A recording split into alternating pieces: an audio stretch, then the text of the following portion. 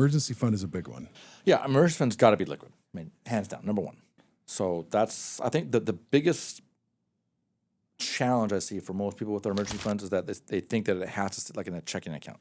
No, it doesn't. Liquidity can mean different things, but even if you invest it, say like in a money market or an ETF or a mutual fund, you're going to have the availability to have those funds back into your bank account, typically within 2, maybe 3 days max. So as long as you haven't gotten kidnapped by the cartel, you're probably going to be okay. Because you didn't have a trust. Yeah, And you had too much margin with them. Or yes, exactly, all those things, and you were buying drugs and then amplifying to do that. As long as you're Compounding your avoiding those losses. things, but and that's the biggest thing. Is like, I've got $80,000 in my checking account. Okay, you have these options. If you know that you're going to be using it in the next 2 years, there's no reason to be investing that in the stock market. Right. Just hands So down. maybe just keep 1 to 2 months worth of expenses liquid in a checking account. Right. Just 1 to 2. And then the additional funds that you've saved, you can go to a high yield savings account. I know it feels counterintuitive right now. What I do with my clients, I'll go online. There's websites you can Google for, high yield savings account. I personally like to use Nerd Wallet, and Nerd Wallet is going to bring up these companies that are non-brick and mortar.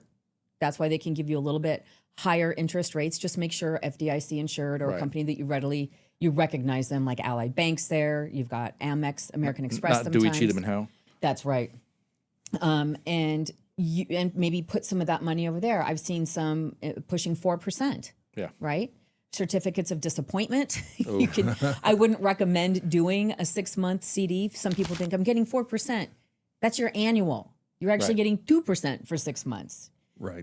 People don't really realize that when they do it. They don't. And then they like to argue. No, it's 4%. No, honey. That's the APY, annualized percentage yield. Annualized. Exactly. Yeah. Right. And 6 months, it's going to be half of that. If you Lucky do if it for it's 90 2. days, it's a fourth of that. Yeah. So is it generally like call it three months in a cash or cash-like savings account, and then beyond that, maybe a money market for that 6 months out to 1 year? I'd say 1 to 2 2 months. years? 1 to 2 months, I think, and then the rest. Because, like I said, even if it's a money market, or some type of short-term bond fund, ETF, something like that, it's still gonna be readily available in a couple of days. You know what I mean? Most bills that you might have are not gonna be instantaneous, where it's got to be right then and there. Say, let me pay it, or like I said, if you want to, we talked about leverage. If you want to leverage a credit card that gets you points, and as long as you're diligent and disciplined to paying off that credit card every single month, then those points can give you an added benefit for using it. Well, the one thing you have to be careful about, though, is we just mentioned maybe putting it into an ETF, a short-term yield. Look at a 22. Look what happened to 22.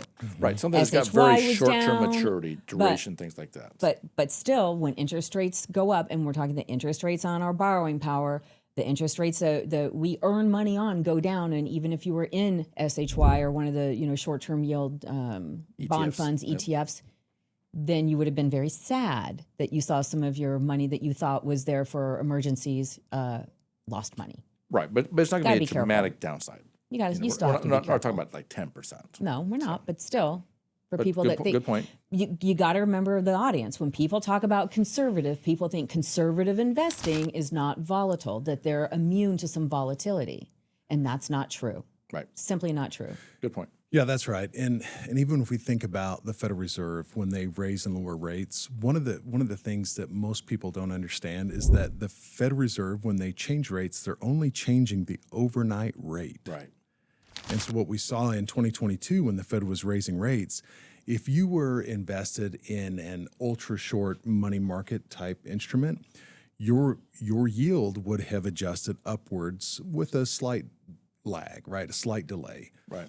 But if you were longer term, if you were that 5-year or 10-year, then your return, your principal was very volatile, and you experienced some principal decline. So that's why I think for that 1 to 2 month emergency fund, checking, savings, high yield savings, money market accounts are probably the most appropriate.